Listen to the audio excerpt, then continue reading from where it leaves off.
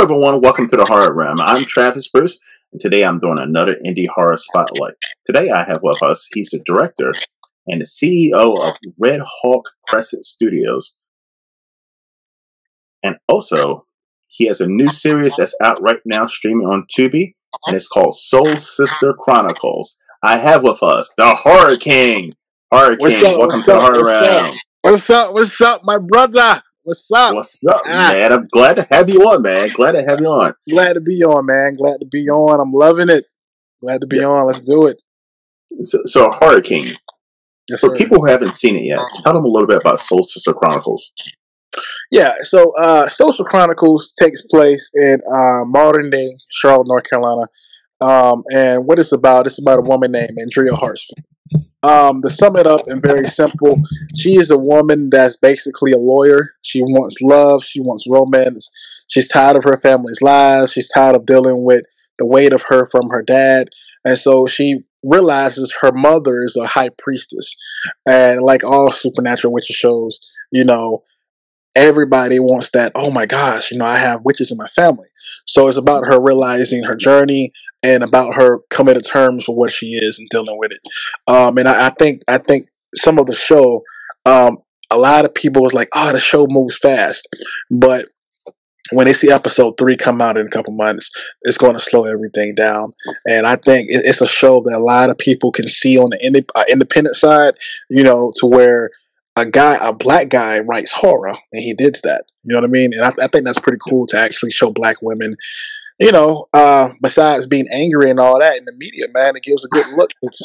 For real. It gives a good look to show that black women can play other roles besides being, stereotyped and all that. So I love doing that, and that's why I do what I do. And I agree, man. When it comes to black horror, it's either... How can I say this? I'm just going to say it. But like, they almost either have men as like weak character. Yep. And the woman is the leader. Mm-hmm. But in this, it shows a woman as leader, but she's also soft. She's a woman. Yep, she's feminine, that feminine energy.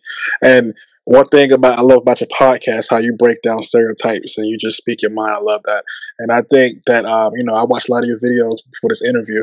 And I will say, one thing about your podcast people can understand is that it's okay to be uncomfortable, to educate yourself about certain topics, especially in media, the most powerful thing on this planet. And, and like you said, breaking down, when it comes to like black stratospheres, especially when it comes to the horror genre, it's either another stereotype, black people gonna die first, or the movie is not giving off like the A-list type, white horror movie type vibe. And with me, writing horror is what I do, fantasy and all that. Now I have literally 20 films for the next 5 years, and I'm financing myself. And I will say this.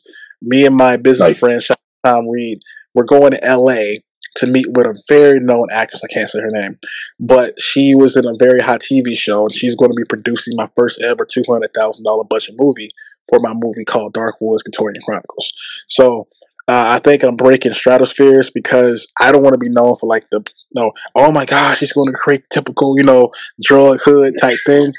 I love romance, I love fantasy, and I've written over a lot of scripts. I've won a lot of awards, high school, college, and I think now, man, the industry, I'm taking over the industry now and showing black people in horror. And not just black people, hell, Mexicans, anybody of color, that's not white. And it's nothing to white people. I love my white people, but it's just basically, I want to be able to show like a black man did that, and you can too. You know what I mean? And it's all about representation. Everybody want to get represented. And I think, man, I think the stuff that we have coming out is crazy. It's going to be crazy. Yes. All right, so this is not a spoiler, by the way, but damn hard. That fucking sex scene that opens up the I knew you was going first episode. I knew it. Hardcore. That was some fucking. That was some hardcore fucking. I was like, damn. Is this really? They was for a minute. I know. It was hardcore. He was fucking shit out of her. He was. Not really like in real life. Yeah. But we had the premiere. So my actress, shout out to Emily Easley. She's amazing. And a cool fact story. I hope she don't beat me up for this. But a cool story about her. She almost gave up on acting. Like people, I don't know what it is in Alabama, but nobody was giving her a shot. And the girl can act her ass off.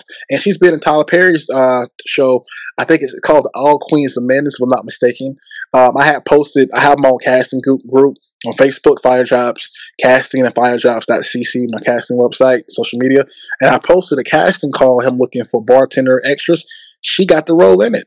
And ever since we connected, people wasn't giving her shots and chances like that. And then I looked at her, I casted her originally for a side, like a smaller role. And then I let go of my other actress because of some stuff she had going on, personal issues. And then I was like, you know what? Let me give Emma a shot. And she's killing it.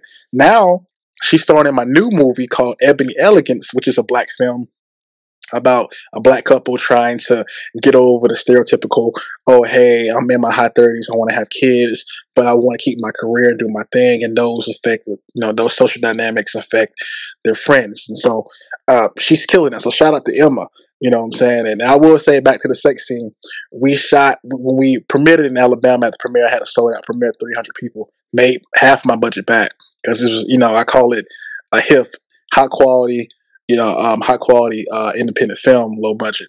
And her mom seen it, and she was like, "Oh my gosh, Emma!" So it was crazy. Everybody was going fucking crazy, fucking nuts. And then I guess her ex-boyfriend was there, which was cool. He was like, "How did you get her to do that?" I was like, "When you that guy, you that guy." So yeah, I wanted to jump out at you. You know what I'm saying? So, but it was her first time doing it, and she said she felt very comfortable. Usually when I do sex scenes and my other stuff that's coming out, like I have a little romance scene for my zombie movie coming out on Halloween, Royalville. And that's going to be streaming on my TV network, Red Hawk on TV. And we had like a little intimate scene. I have an intimate coordinator. Shout out to Key Lagoons. And that way, so the actors can feel comfortable. You know what I mean? Like, I want my actors to feel comfortable, because sometimes doing a sex scene on camera is kind of like, oh my gosh, you know what I mean? It's so taboo, and so it's all about that comfortability, and that's why I'm blowing up, and I just love to just create, man. I just love it. And one thing, listen, when it comes to indie movies in general, especially Tubi, there's a lot of indie black filmmakers that are now coming out. Yeah, and they're making movies, but they're going that stereotypical route. It is the gangbangers, the drugs, the pimps, the hoes. But it makes money. It makes money though. Like oh my god, it makes money. It's crazy. Like it's crazy. Like, but and you got a point. You got a point. It's like, and I will say this: a lot of these distributors, and you know who I'm talking about. I'm gonna say it. Fuck it. Maverick Entertainment. Know what? Listen. You know what? Listen. Maverick. I got beef with them. Maverick Entertainment was the reason why I started Dark Dragon Royalty. They said my movie was not the standard, typical, Black Hood shit. And so I started Dark Dragon Royalty. And I started my distribution company. And now I done made partnerships with different platforms. And it's up now. And there's no dig at Maverick, but I feel like, come on.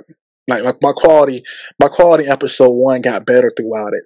And then the quality episode 2 got better. And it's 3 episodes that's coming. But I'm like, you guys preach quality, but the movies you take are bad quality, and you're making a shit ton of money off of them. Like it's crazy. But I just don't like stereotypical, but they make money, man. And I can't lie, I'll be a hypocrite, and I will say this on your platform. I do have my 2 black films. One is Melanin Sugar. We filmed 1/4 for that last Friday.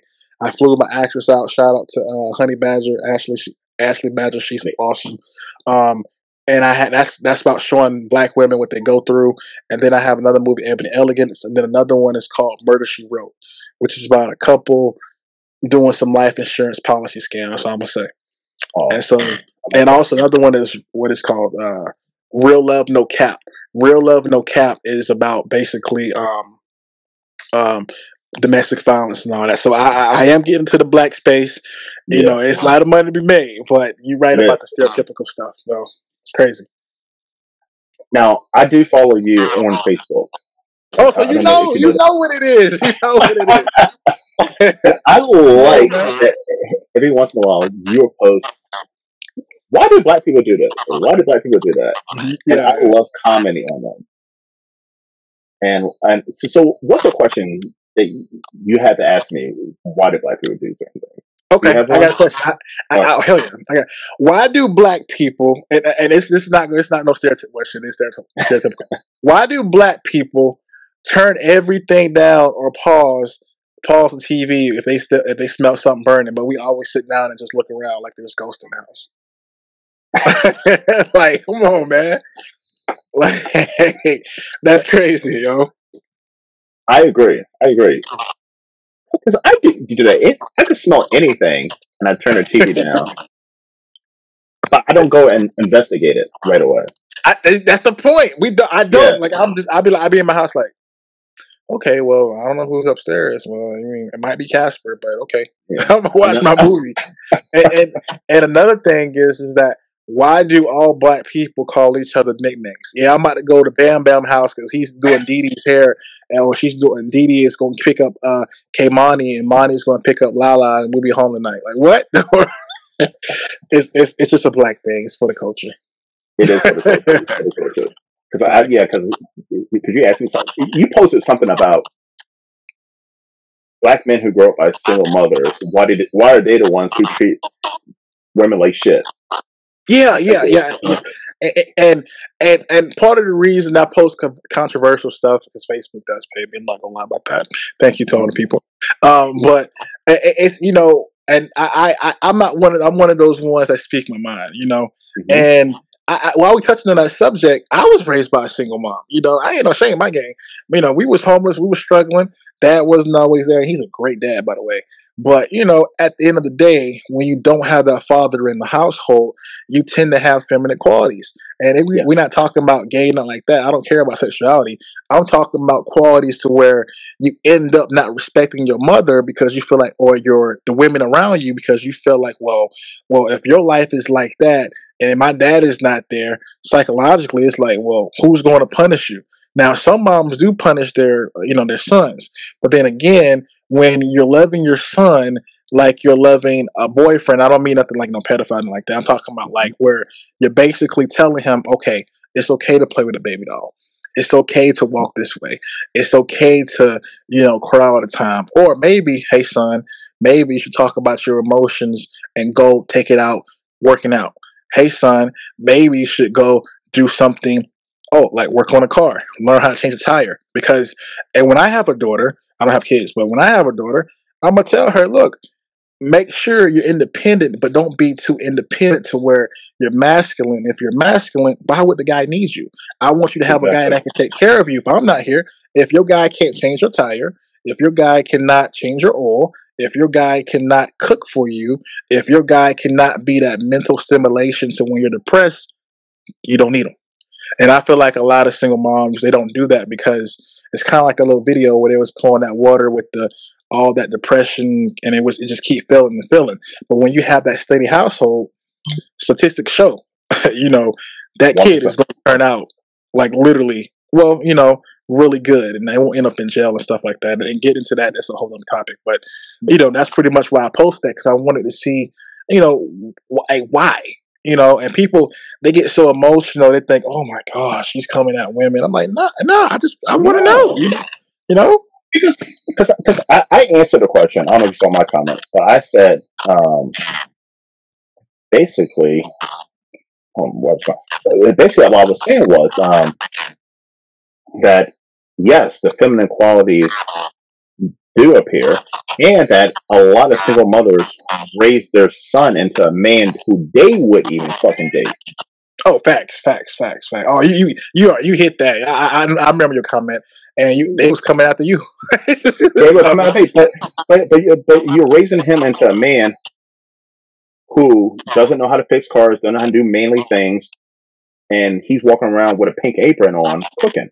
Like that's a man that you wouldn't even date.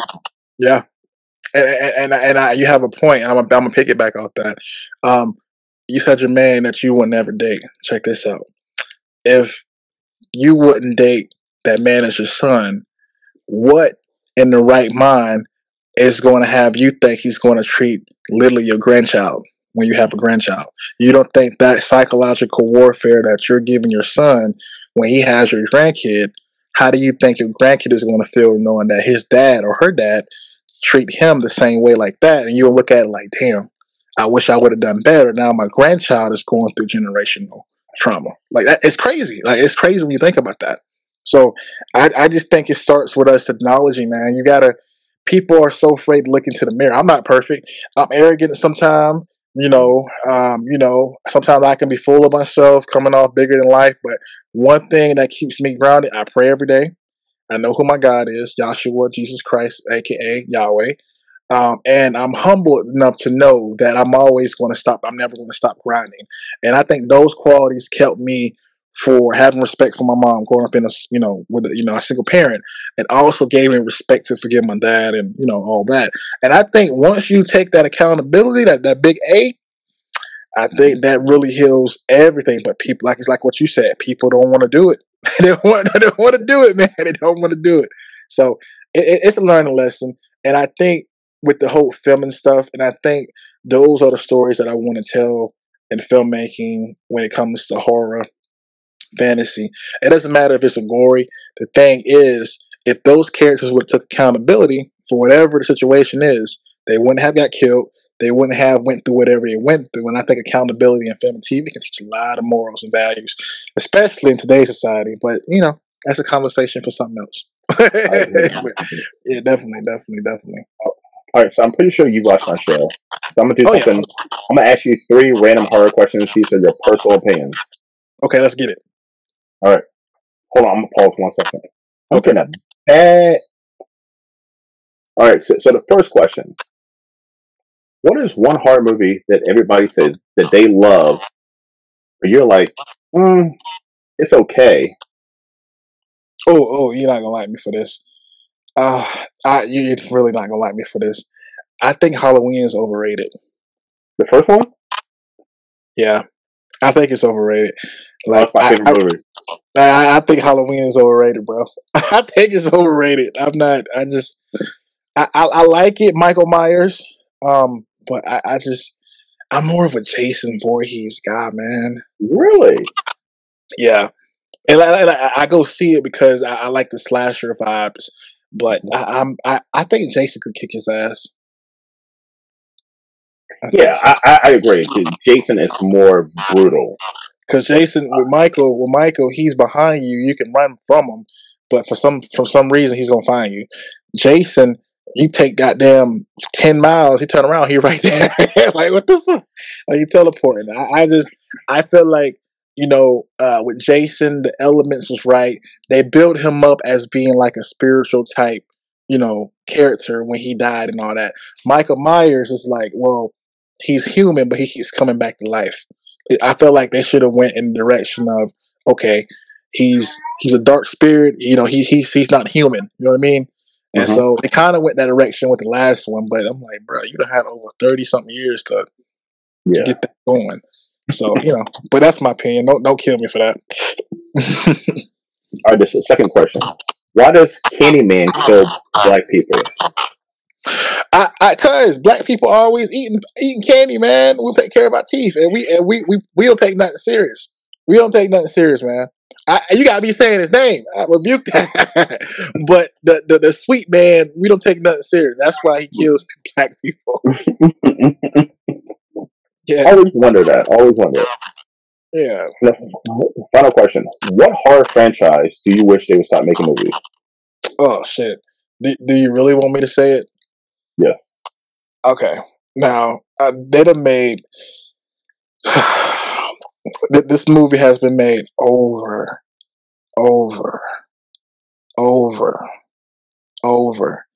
Please stop making Saw. We done seen every goddamn Saw there is. No more Saw.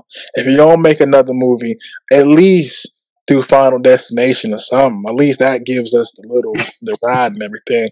But Saw, it's the same exact thing. The man is going to have a vendetta against somebody. He's going to kill somebody. He's going to have a little heart, and then boom. Like, bro, it's the same movie over and over. And also Scream. Scream is the same exact movie, but it makes money. So it's like, damn, man, they're gonna make Scream 25. It's like, goddamn. Yeah, I didn't understand the last one because the last one they made, they were saying her dad her dad died, but somehow he's alive. That just I don't get it, but you know, we'll see how that comes out. I'm 100% agreeing with me, especially on Saw. Bruh, Saw got like it's like it's forever, bro. It's like, bruh, Saw is too much, and it's a good franchise, but I think. I would say there was one point it was coming out with a new one every Halloween, like every year, and I was like, why? Yeah. I'd rather have a remake of Jason, or if you don't remake it, just continue Jason with that. Or if you want to, now this is me. I think when they did Freddy Krueger versus Jason, that was lit. But I would have Royal Battle. This is what I would do, and they might steal my idea when they see a channel, but pay me my royalties. But I would have Freddy Krueger. I would have Jason. I would have Michael Myers, and I would have what's the other one they had? It was it's Jason, Michael Myers, Freddy Krueger. It's another one I'm missing. Leatherface? Huh? Leatherface? Yeah, him, Leatherface, and I have an all-out rumble, and whoever wins get to come back to life to live a normal life. And the way I would do it is that all their trauma be taken away, but for them to live a life, they have to kill somebody every year on Halloween. If they don't, then they get stalked and killed to go back to hell. Something like that. You know, just something like that. Yeah. I feel like that'll be lit as hell. That easily, if you shot it for 15 million, that easily make over 300 million. Easily. Easily. Like, people just watch for curiosity. But can you imagine that? Leatherface versus Jason? Bruh. That would Michael Myers versus Freddy? I would watch the show. Hell yeah, I would watch this. Bruh, what? Like, dude, like that. But you know, we don't have franchise. And another thing they could do now. This right here, I would love for them when it comes to the horror genre. And I don't know if it's ever going to happen, but because the first one was the guy should be shot for this. He fucked Dragon Ball Z up. The first one, like, he should never. Like, I'm a big Dragon Ball Z fan. There is. He should never have touched that.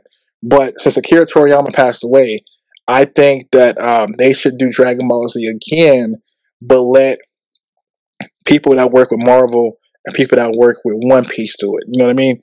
Like like the One Piece on Netflix is a masterpiece, and I think they should give it horror vibes in the Frieza saga. That'll be dope as fuck. That would be. That would be dope. They need to hire me, bro. Like, let me just rock, man. Like, I think true to the way. And I feel the same way about the Resident Evil movies. Like, I'm a huge Resident Evil video game fan. Oh, I love them. Hate the fucking movie. I mean, I got the Resident Evil. I see that. That's my favorite game. And I wish they actually got an actual horror fan and a Resident Evil fan to actually make those movies. Oh my god. Okay, can I ask you a question? What would you want to see another Underworld? No. What about Underworld versus Resident Evil? Underworld versus Resident Evil. That'd be crazy, bro. That'd be crazy. I would watch it out of sheer curiosity. Yeah, I would watch it could be like Underworld movies. The first two was good, and then the other ones were bad. But they made so much money off the merchandise. They was able to fund more movies. I would like to see another Underworld, and I tell you one that I want to see. You're gonna be like, fuck no, bro. I want to see another Twilight. I'm not gonna lie. Like, Twilight? What the fuck, man? All right, Horror King. I'm taking your title of Horror King away, man. Twilight. No, Horror. Twilight. I mean, but I enjoyed it, and I want to go with like a darker vibe, and also I think my movies for closure that I want to make an ending to. I definitely want to get another Blade. I think Marvel's the way I would do Blade is this, and this is why they need to hire people like me and you, people that have a fresh mind. The way I would do Blade is this. I would have Blade come in with Wesley Snipes, And the way you could do it is with the time snap. Boom, he's in a TVA. He realized time has went by. Right. Boom. He out. He met Deadpool. Now he's back. And the way I would do it is that now Marshall Ali is. You could do it two ways. You could make Marshall Ali his son. Because Blade he goes slow, and where they can team up and stuff like that. Or you can do it this way. I would do it to where Blade actually had a daughter in the comics, right? I would use that daughter. I would make her the character because you're not going to be like a standalone in your own movie. But Blade, I would make him the lead character, of course, and had a daughter. And with the time snap, it would be where you could have vampires from different timelines or different universes come over trying to sacrifice his daughter for like a blood god or something like that, like an alien vampire blood god or something because of the time snap, which created something like that. And then Marshall Ali came from a different universe, which is the 616, right? I think that's the main universe, and he came over to save Blade, to save his daughter, because Blade was stuck in the TVA and he didn't know anything about it. And so the whole story is about Blade meeting his counterpart, or his, I guess you would say, what's the term Marvel uses? It's not counterpart. This is we'll just go with counterpart. And basically, those two team up to save his daughter by taking on an alien god or something like that, an alien vampire god or something like that. And then you get the cool Blade from the 2000s, and then you get the Marshall Ali, and then at the end, Blade gets killed, and he goes to the afterlife to be with his mother, where he always wanted to be. And now he's watching over them as like a deity or something like that. And Marshall Ali ends up being like the new dad for his daughter, watching over him with Blade guiding him through the spirit world. That'd be dope, bro. Like, sounds fun. That sounds fun. That sounds dope as fuck, ain't it? Yeah, yeah, and that's something that. And I tell you another thing, and I know Marvel was probably going to steal this idea. You know how you saw Shang-Chi and the Ten Rings, right? Yes. Okay. So you know that comic wasn't really popular like that until like the 90s and all that with Chinese people, right? Asian people, whatever. So let me ask you a question. Did you think Shang-Chi and the Ten Rings was good? It's okay. On a scale of 1 to 10, how would you give it? 6. Okay, cool. I'll give it a 7. So what is one thing you would do on the story in the comics with that whole story, the movie you saw? What is one thing you would do to put in the comics to change it up to making a movie? And I'm going to tell you what I would do. So you asking what would I put in the comics to change up the movie? If Marvel came to you and said, hey, we need you to create a Shang-Chi story. It could be something out of this world. We just want to take the goddamn comic and make a movie with it. What would be a story you would do? And I'm going to tell you mine. And it's going to blow your fucking mind. If I was going to do an interesting story, some kind of way I would link up Shang-Chi universe with another universe. Wakanda would be a great one. That's lit. So you would put him with Black Panther? Mm-hmm. Well, you two universes. Okay. So you want to hear what I got? Shoot. Check this out. All right, Horror King activated. So what I would do is, all right, the 10 Rings. I would take Shang-Chi's daddy. I would make a story around him. What I would do is I would make it to where he had concubines and where he literally tried to create the perfect kid. And he got so bored with conquering different worlds, he wanted pure immortality, where he became a vampire. He became a werewolf. He learned magic. And what he ends up doing is he becomes a god on the earth, literally, because he was able to amplify his powers, because of which he's able to live forever as a vampire. He's able to walk into the sunlight because he has that werewolf in the alien 10 rings. And what I would do is that I would have him every century or every 10 years, whatever, have kids. And he would have those kids that are part vampire, part werewolf. Like, these kids are now gods. And then what I would do is that he basically was able to practice dark magic, and he made a pact with he had a pact from a dark witch through witchcraft. Now he's able to take souls, kind of like that Mortal Kombat take souls. He's able to walk back and forth from the afterlife and all that. So basically he created himself a deity and he has control of the spirit world, but he's able to go into the future and use technology to where he knows when he dies, he goes to hell or whatever he goes to. But he's able to use technology to create his own paradise. Those who worship him, since he has that magic and the dark magic, he can draw power like a real deity from their prayers.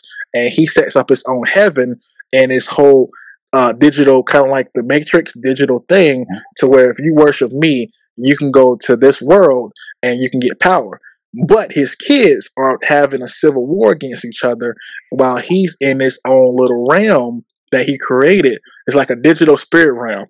And because when he dies, he knows he's either going to hell, which is the Christian hell, or he's going to be tortured and all that. So he doesn't want to die. And he wants to forgive all the stuff that he's did. So when he comes back, his 10 kids he had set up their own dominions as gods on the earth, and they're having a civil war. And that would be the Civil War of Shang-Chi. I think that'd be dope as fuck. I would watch that shit. I would watch it. That'd be dope as fuck, ain't it? That'd be dope. Literally, a man found alien technology with his ambition. He became a literal god with magic and science, and he created his own spiritual heaven, literally. And now he's in his realm. He comes back to Earth realm, and now his 10 kids, that is part werewolf, part vampire, and he had kids from different species, and now these kids are deities fighting over the Earth. Bro, come on, like, just go. Good job. I would totally watch that. I know, but Marvel, don't steal my idea. Like, they will. That's weird as fuck though. I would write I wanted to do a fan comic of that, but you know how these companies go, man. They'll steal that shit. Like, they give you no money. Hell no, but that would be lit as fuck though, right? Like, imagine that to a movie. Like you have these gods. Imagine he had a kid with like a ghoul, a werewolf. Mm-hmm. So now it's like you got a brother that's part werewolf, part ghoul, and y'all got different moms. Some of them have the same mom. But now you guys are deities, and you're able to literally feed off these prayers because your dad made a pact with a dark witch from a different dimension, and she's able to give him the key of life up to how to feed off the human soul. And now you're getting your own worship, and now you're battling the whole earth, and now the Avengers got to be called. Now the Avengers got to take on literally demigods, and now it's a whole civil war. Like, bruh, like, I'm like threat to the earth. You watch that shit? That's gonna be hard as fuck. So, Horror King. Like exactly, but Horror King. Where can everyone find you, brother? Yeah. So I have my main page, man. Romeo Pugh is my personal. Crescent Pugh is my business. So just type in Crescent Pugh on Facebook, literally like the moon. Pugh, P as in Paul, OUGH. My website is redhawkcrescent.com. And the other one, if you're an actress or you're an actor, you want jobs, Fire Jobs, FIREJOBZ.cc for casting. But just type in Crescent Pugh on Facebook, Mr. Red Hawk Crescent on Instagram, mr.redhawk, RED Hawk Crescent. You'll find me. And on Facebook, Crescent Pugh, keep up for updates. But I appreciate the platform, man, and I appreciate coming over, talking about you. You're awesome. Your shit gonna blow up, bro. Your shit's gonna blow up, bro. That's my goal. Don't forget about the little people. That's my goal, man. That's my goal, man. That's my goal. But listen, everybody, I follow him on Facebook, Crescent Pugh. Please do. You put some funny shit up there, man. Some good, thought-provoking shit on there. So definitely, we should do it. We should do a podcast together, man. I have my own, but we should do a podcast together, bro. I would love to do that, man. We should do that, man. I'm serious, man. We should really do a podcast, bro. That'll be dope as hell. We could do just like this right here, StreamYard, talk about politics. I mean, all type of shit. And I want to say, also, my TV network is launching, so I have my own Roku channel, Apple TV channel, Fire Stick.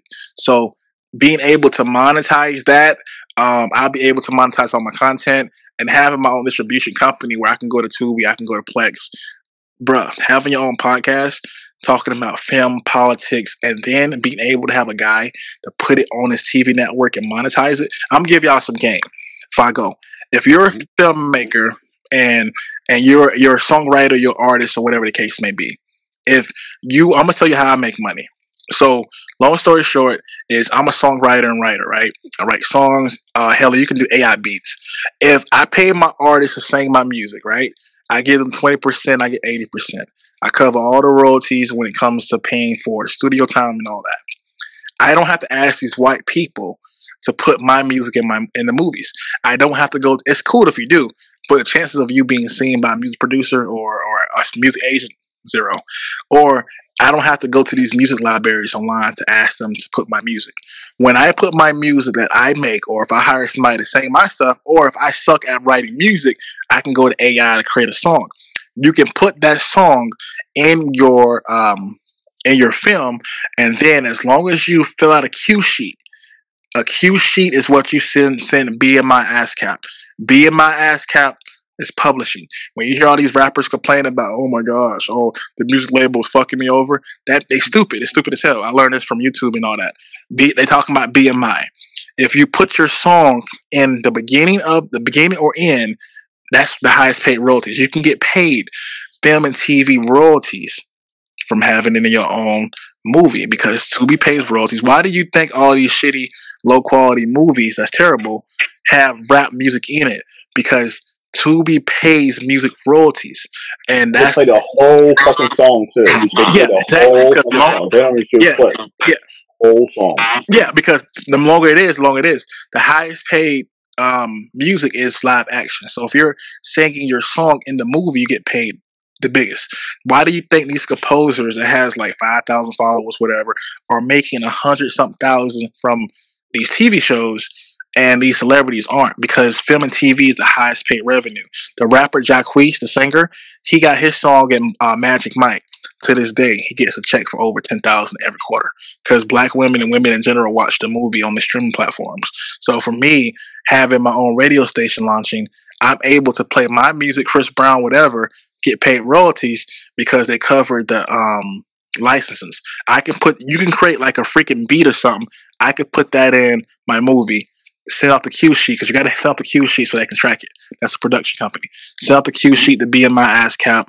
Boom, you're getting a check in the mail, buddy. Every time it's on different streaming platforms. So I'm giving y'all game.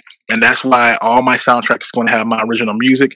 But I'm also going to open it up for another gem is, if you're a filmmaker looking to make money, use what you have. You have a film.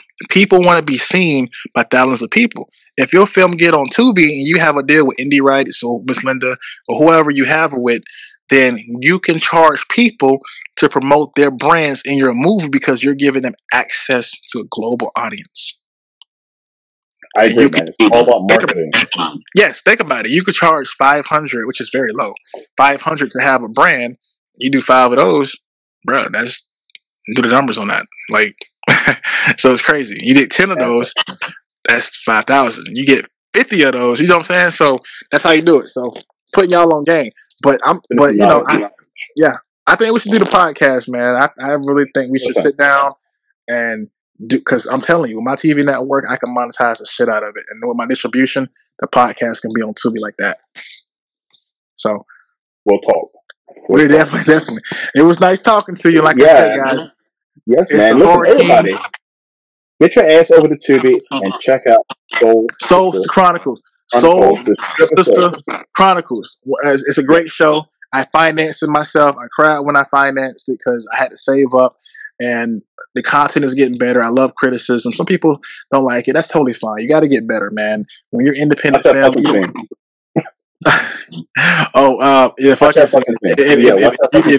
if you need a jack off, man, watch it, bro. Never gets you off, man. But no Diddy. Let me stop. Diddy going through some shit right now. But don't be having freak offs. See, that's what's wrong with people. Don't be having freak offs and 1,000 baby oils trying to get freaky and slurpy and let me stop. But yeah, it was a pleasure having you on the platform. Listen, everybody, thank you for coming to Horror Room. I'm Travis Verson. That's my man. Horror King. Yes, sir. Subscribe, share, subscribe to him, man. Yes. Talk to you soon, bro.